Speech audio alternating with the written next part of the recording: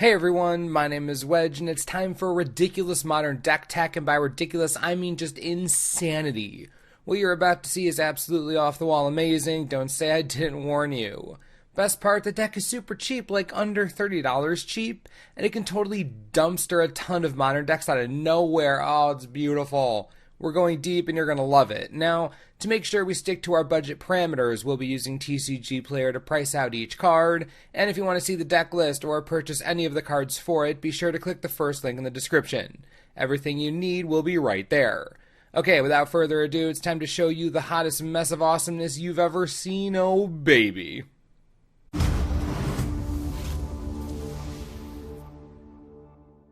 Black-White Life Lost Children of Corliss is one of the weirdest combo-style decks in Modern.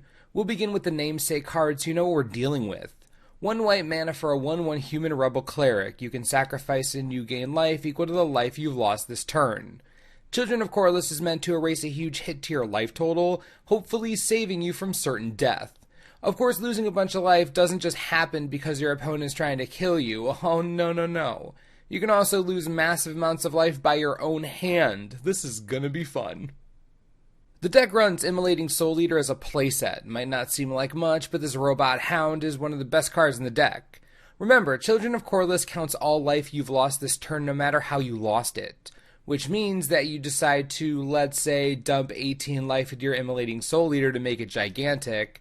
You can then sacrifice the children, go all the way back up to 20, then do it again if you want, or not. It's really up to you, but either way, your Immolating Soul Eater is swole as heck. Just a basic synergy, but the bedrock for what we're trying to build here. Next up, we have a playset of Vizkopa Guildmage, and this is where the deck goes completely off the rails. We don't care all that much about the first activated ability the Guildmage brings, but we care very much about the second one. Whenever you gain life this turn, each opponent loses that much life. With children and the Soul Eater on the field, you dump your life into the Soul Eater, sacrifice the children, pay the Guildmage's cost in response, gain a bunch of life, then your opponent not only has to deal with a giant Soul Eater, but they just lost, 18 life, even 10 life, however much you just spent, they got smacked in the face for. Welcome to hilarious Life Swing City. Best part, it gets even more absurd.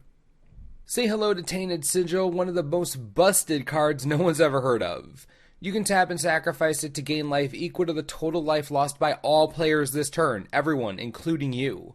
And life gain doesn't adversely affect it. If someone loses life, it counts, which means that if you dump your life into the Soul Eater, gain it back with the children, spend it all again, and use your Guildmage, not only is Tainted Sigil counting your opponent's life loss due to the Guildmage, it's also counting every single activation of the Soul Eater.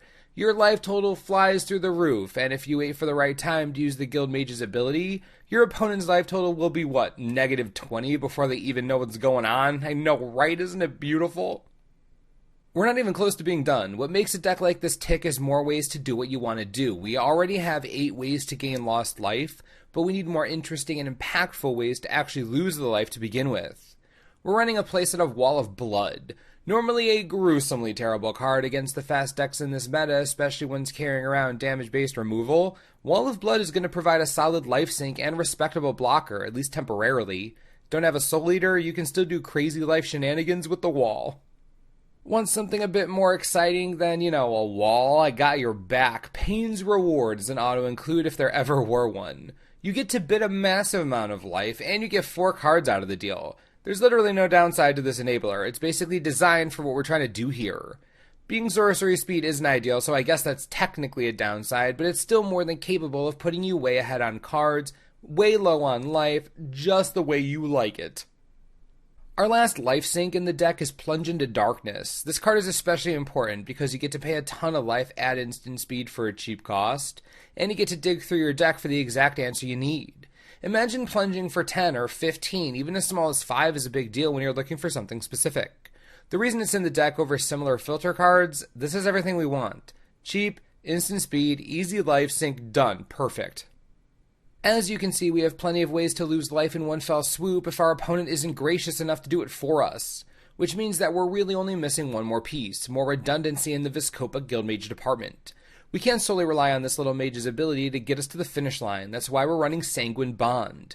It isn't nearly as efficient as the Guild Mage, but it's much harder to get rid of once it's on the battlefield, and it spells doom for the opponent. Whenever you gain life, target opponent loses that much life. For all intents and purposes, this is a decent Guild Mage substitute. Small note, we would absolutely include Exquisite Blood in this deck, but it's simply too expensive at $9 each. If you have them, run them. It's a fantastic enchantment. Now that we have plenty of redundancy, it's time to fill out the rest of the deck with solid support spells that actually help it survive. We'll begin with Vampire Nighthawk, an actual real creature that people play. Trust me, I asked around, this creature's real. Vampire Nighthawk is going to help stem early attackers or draw removal that we don't want spent on our children, or Guild Mage, or Wall, or Soul Eater. The Nighthawk is really a jack of all trades. Great attacker, blocker, spell absorber, quite skilled at extending the game, which is something we desperately need to do. We're also running 2 Orzhov Charm. In testing while building this deck, Orzhov Charm was in the deck, out of the deck, in the deck, over and over again, but it simply pulls its own weight more often than not. It can protect a creature from removal, especially a pumped up Soul Eater or Guild Mage trying to wreck the opponent. It can destroy a creature you can't deal with, also great at stopping an early demise, which is again important for survival. And it can return a sacrificed Children of Corliss back to the battlefield. It does so much. For 2 mana, add instant speed on a single card. We just had to keep it in. It's way too good not to run. It's a friggin' all-star right here. The last non-land card in the deck is Shred Memory. Sure, it has pretty sweet anti-graveyard technology, but the main reason we're running it? Transmute. Transmute is of extreme importance to us, as it can grab the Guild Mage, one of our most important cards. Shred Memory is basically a Guild Mage tutor, and we're okay with that. The card is good enough to warrant a few extra spots in the deck. Helps smooth out our consistency, and while it isn't a huge priority, it does deal with opposing graveyards in a pinch. A card most people assuredly don't even know about, perfect in our super bizarre strategy. And all that's left are the lands. While the deck does have Immolating Soul Eater in it, we couldn't care less about having red mana, so we're full on white and black here. 4 Caves of Koios and 2 Temple of Silence make up our non-basic land package. Add in 10 swamps and 6 plains and you have the 22 land mana base. Perfect amount for a deck with an average converted mana cost of around 2.5. If you want to upgrade the base, Shocklands are great, even Mana Confluence or City of Brass. Perfect since we enjoy losing life a lot. It's, the little things. Let's recap what we're trying to do here. You want Children of Corliss early, then your Soul Eater, or maybe Wall of Blood, or basically anything you can dump life into. Then you just need to find your Guild Mage or Sanguine Bond, then just go to town. Get some Sigil action up in there. Listen, you play Children, Soul Eater, Sigil, pump the Soul Eater, smash for a bunch, sacrifice the Sigil, go way up in life total. Or use Pain's Reward to nuke yourself. Get a Guild Mage going, sack the Children or Sigil, boom, another nuke to the face. There's so many different card combinations this deck can use to go off. Just a ton, and each of them is exciting as the last. Because while your opponent is going to be dumbfounded that they actually lost to a deck like this, you'll feel the sense of satisfaction rarely felt among humankind. Now the deck obviously has some holes. It's quite slow to get going, and even though it's full of redundancy, you do need to get the right cards to make it work. Everything is about stalling to the end game, which is why the Nighthawk is so good, and the Wall of Blood isn't even half bad. I will say the most important thing I can tell you about this deck: do not let your Guild Mage die. Save it until you know you're ready to go off, either that turn or the next one. Your Guild Mage is super valuable, and there's no reason to run it out into danger unless you absolutely have to. If you find yourself in a meta with an above average amount of hostility towards creatures, more Orzhov Charms never hurt anyone, card's super good. Also, if you want to take the deck in a more brutal direction, you can replace one of your win conditions with something like Phyresis, give your Soul Eater Infect, and just win the game by making all your friends hate you. Again, the variations on this strategy are more plentiful than I originally anticipated, but they are all supremely fun. I hope Modern is around for a long time because this deck is great stuff. So what do you think about our white-black Life Lost deck? Is this something that you might be interested in playing? I loved playing it, all 300 versions of it until we arrived at this one. When it works, it feels amazing, and believe it or not, it works more often than you might think. Also, if you can think of any upgrades to the deck or even side grades, be sure to leave your thoughts below. I'm pretty excited to hear what you have to say. Lastly, if you do enjoy the deck and you want to see the deck list in full or purchase any of the pieces to make it yourself, you can do that by clicking the first link in the description.